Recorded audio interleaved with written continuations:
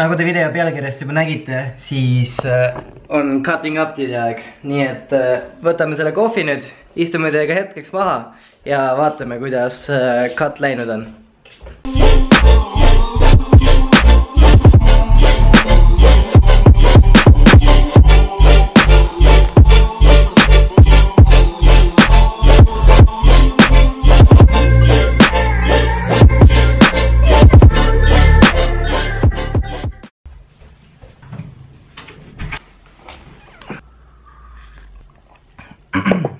Tere, siin on Aesthetic Project. Nagu siis öeldud, on cutting update'i aeg, et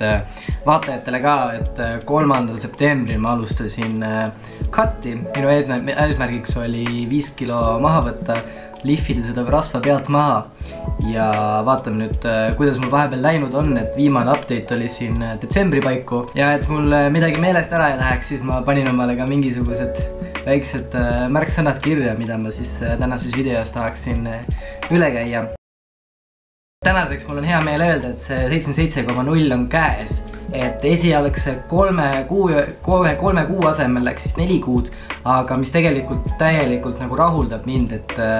see teeb ikkagi selleks kaalu langetamise tempoks kuskil 1,2 kilo kuus, mis on tegelikult väga hea tempo. Sellega on väga hästi. Kui vaadata nüüd graafikut, siis see tendents on ka ikka pidevalt niimoodi allapoole ja nüüd see on ka see, millele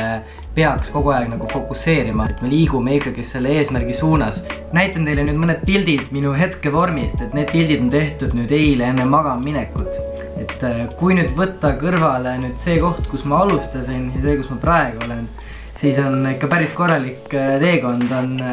läbi käidud ja see, mis mulle vastu vaatab, teeb mind nagu rõõmsaks ja on päris hea, kus see fookus nüüd kadus. Ja peab paika ka see tõdemus, teada-tuntud tõdemus, et kui sa oled kuivem, siis sa tundud suurem, et isegi kui nagu,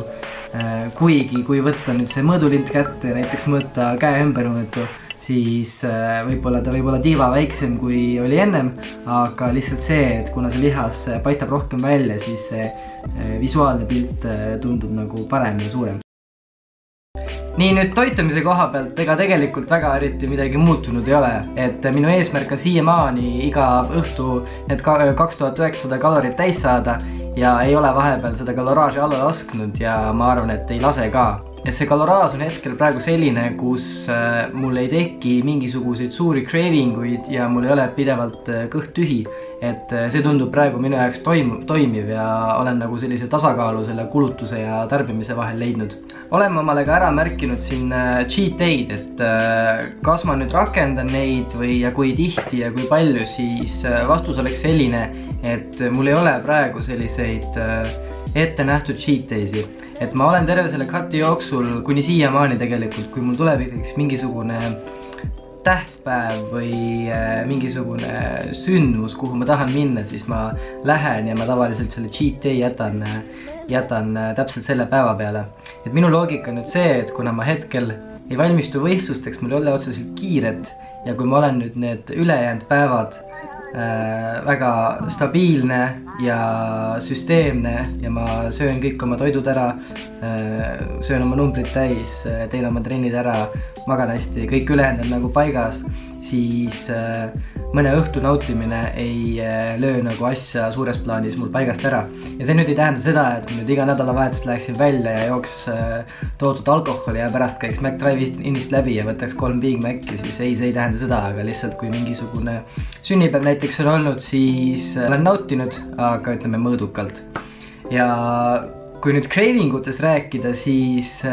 ma olen millegipärast selline inimene, et mul ei teki selliseid hullud maguseisusi. Et ma arvan, et kui ma noorem olin ja selline chabim ja siis oli mul ikka kummikomm oli iga päev selline ikka põhiline värk, et võimalik, et ma oma noorema seas siis sõin need magusisud täis. Aga mis mind nagu, kui nüüd öelda, mis mind nagu cravima paneb, siis pigem on sellised soolased toidud ja just eriti sushi, et see oli nüüd üks asi, mida ma terve cut'i jooksul polnud veel kordagi söönud ja nüüd eelmine reede sai ka see craving rahuldatud, et nüüd sellega on ka nüüd mõneks ajaks korras. Aga jah, ütleme, pigem on soolased toidud pigem sellised, mille järgi mul teinekord isu või janu tekib. Et isegi mitte mingi burger, aga pigem pizza või sushi või siis mingi mõnes selline steak. aga jah, võib-olla natuke kaldub juba teemast kõrvale, ma hakkasin toidule juba mõtlema. Ühesõnaga jah, toiduga väga palju muutunud ei ole ja mis veel tegelikult mind väga on joone peal aidanud on see, et kuna ma käin igapäevaselt tööl, mul on ikkagist omad toidud kaasa prepitud ja seda mitmeks päevaks ja sellel on suur abi siis sellel joonel püsimusel ja oma eesmärkide täitmisel. Kui nüüd treeningu koha pealt rääkida, siis ega sealgi tegelikult kavas ei ole nüüd midagi muutunud. Lood on pigem hästi või ma olen isegi nagu üllatunud, et kui ma eelmises cutting update'is mainisin, et ma olen rinna pealt natukene jõudu kaotanud, siis enam allapoole see nagu läinud ei ole, et ma olen saavutanud jällegist mingisuguse sellise stabiilsuse, ma suudan oma numbrid, mis ma tahan, seeriad, kordused kõik nagu ära hittida. Ja vaata, et isegi mõnes harjutuses ma olen suutnud jõudu nagu tiba tõsta isegi, et sellepärast on ka kõik hästi, et kõik kükid ja surumised ja kõik nagu liiguvad. Ja ütleme, kui ma nüüd oma selle treening staaži jooksul olen ütleme 1-2 cut'i teinud, jutumärkides cut'i, siis neile kõigil oli mingisugune, mis midagi ma ikkagi tegin valesti ja jõudu nagu ikka kadus päris hästi, siis praegu ma olen kuidagi hea sellise tasakaalu leidnud ja kõik nagu toimib. Mis kardiosse puutub, siis tänaseks ma olen nüüd järk-järgult neid mahte tõstnud ja ma praegu olen selle koha peal, kus ma teen, ütleme, et ma teen nädalas kuskil 3 korda 35 minutit siis tavaliselt kas ellipsit või siis vahel harva olen ka jooksmas väljas käinud rahulikus tempos. Et kui nüüd vaadata seda, et ma olen siin natuke üle 4 kuu dieedil olnud, siis need kardiomahud on ka sellised, et siit on ikka mõnusalt võimalik veel juurde panna ja seda kulutust tõsta, et selle suhtes on ka nagu päris hästi. Mis veel meil on võib-olla nüüd nagu negatiivne on, siis, või noh, tegelikult mitte negatiivne, võib-olla mõni mõtleb, mis asja ma räägin, aga noh, ma olen üsna selline enda suhtes kriitiline inimene ja ma ei ole hetkel veel sellist struktuuri omale suutnud leida, või süsteemi, kus ma teaksin täpselt siis mis päeval, mis ajal ma niimoodi kardiot teen, et kas ma teen näiteks, ma ei tea, iga teine päev peale trenni või hoopis enne trenni või hommikuti või niimoodi, et ma olen selline inimene, kellele meeldib, kui mul asjad niimoodi ära plaanitud, siis ma tunnen seda, et ma nagu suudan oma selle mõtlemise nagu välja lülitada ja lihtsalt asjad ära teha, et praegu ma ei ole leidnud veel sellist struktuuri, mis sobiks mu igapäeva tegemistesse, et see on nüüd asi, mille ma pean ise veel paika sättima. Kindlasti mõnel on juba küsimus tekkinud, et mis ma nüüd edasi plaanin, et 5 kilo on käes, et kas ma nüüd hoian seda mõnda aega või hakkan uuesti juurde võtma või veel katin edasi, siis vastus on selline, et ma isegi natukene mõtlesin selle üle. Arutasin, pidasin nõu mõne inimesega ja otsus on siis selline, et ma veel võtan 2 kilo alla, et siis on mul 75 kilo käes ja enam sellest allapoole ei lähe. Miks ma nüüd nii otsustasin, oli see, et praeguses seisus ma ei tunne, et see dieet oleks kuidagi nüüd vastikuks mulle muutunud või ma ei tea, ma oleks tüdinud või kuidagi halb oleks olla, et ma ikkagist, eks ta muidugi järk-järgult läheb aina raskemaks, aga praegu ma ikka naudin seda protsessi ja ma olen kuidagi hea soone peal ja ma nagu ei leia, et ma ei võiks veel natukene alla võtta. Et ja nüüd kindlasti muidugi ma ei hakka nüüd seda tegema massive kiiruselt, ma võtan rahulikult, nagu ma olen seda siiamaani seda tervet dieeti teinud ja üks hetk ma saan selle 75 kilo kätte, 57, Jesus, nii palju ma ei võta alla. Igatahes nagu te graafikut nägite, siis täna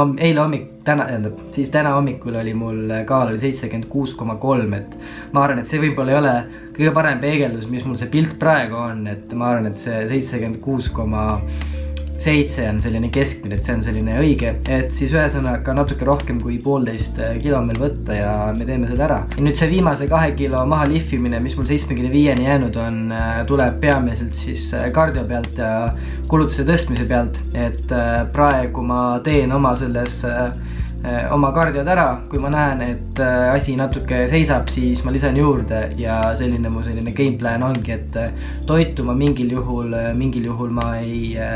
hakka vähemaks võtma, võib-olla natukene tõmban nende cheat mealidega või vabalt söömistega kõrvale, kui ma näen, et asi ikkagist ei liigu allapoole. Uut tähtaega nüüd selleks 75-ks ma ei pane, et ma arvan, et kuskil 2 kuu jooksul võiks nüüd ära tulla ja peale seda ma tean, et ma enam allapoole arvatavasti ei võta ja siis peale seda tuleb väike puhkepaus dieedist. Et on mul tegelikult praegu juba sellised mõtted, et kuna jalg on mul selline weak spot, siis tahaks juba seda kasvuperioodi või perioodi, kus mul kaloraaž on plussis, et saaks neid jalgu nüüd paremaks. Aga siis ma jällegi tuletan endale meelde, et teeme selle esimese eesmärgi ära, tõmbame selle rasva pealt ära ja küll siis jõuab seda lihast peale ehitada. Ma arvan, et selle asja võib kõik kokku võtta nii, et slow and steady wins the race, et ma ei ole eriti tormanud ja ma olen lihtsalt järjepidevalt oma seda süsteemi jälginud ja uskunud seda protsessi ja kui midagi ei toimu, siis teen vastavad muudatused ja ma arvan, et selline järjepidevus tegelikult on olnud ka terve elu mu selline tugevus ja praegu ma tunnen, et ma suudan seda nagu rakendada ja ma olen nagu hea soone peal. Et huvitav protsess on see ja ma nagu täiega naudin, et see oli nii hea mõte, et ma ikkagist cuttima hakkasin, et ma ei mäleta, kas ma nüüd teile olen seda rääkinud, aga miks ma üldse cuttima hakkasin, oli see, et ma olin tükk aega palkinud ja siis oligi see, et sa nagu peegelpildis sa enam ei saa aru, et kas nüüd tuleb seda lihast ka juurde või mitte, et see kõik on selle kihi all ja okei, isegi kui jõunumbrid parandavad, siis kuna minu peamine eesmärk on ikkagi see visuaalne pilt, siis kui peeglist vaatab vastu sulle selline kihi all olev meesterahvas, siis sa ei saa sellist objektiivselt nagu tagasisidet, kas nagu see trenn, mis sa teed, kas see nüüd kasvatab lihast või mitte ja siis sellepärast saigi otsus vastu võetud, et tõmbame selle pekikihi pealt ära ja siis küll siis on parem juba seda lihast kasvatada. Aga jah, natuke nüüd läks jälle tehavast kõrvale, et ma loodan, et teile meeldis see physique update või cutting update, et näete ka, kus kaugele mina vahepeal tulnud on ja et ma ei ole nüüd nende jõulusöömade ja kõikide asjadega siin rajalt maha teinud ja läinud ja mingi CrossFiti trenni hoopis läinud, et kõik on timm ja kõik on hästi. Ja kui teil tekkis mingisuguseid mõtteid või küsimusi või oli võib-olla mingi teema, mida te tahaksite, et ma rohkem süvitsi räägiks, siis palun kirjutage sellest kommentaaridesse, et see meeldiks mulle väga. Aga senikaua olge mõnusad ja näeme juba järgmises videos. Tšau!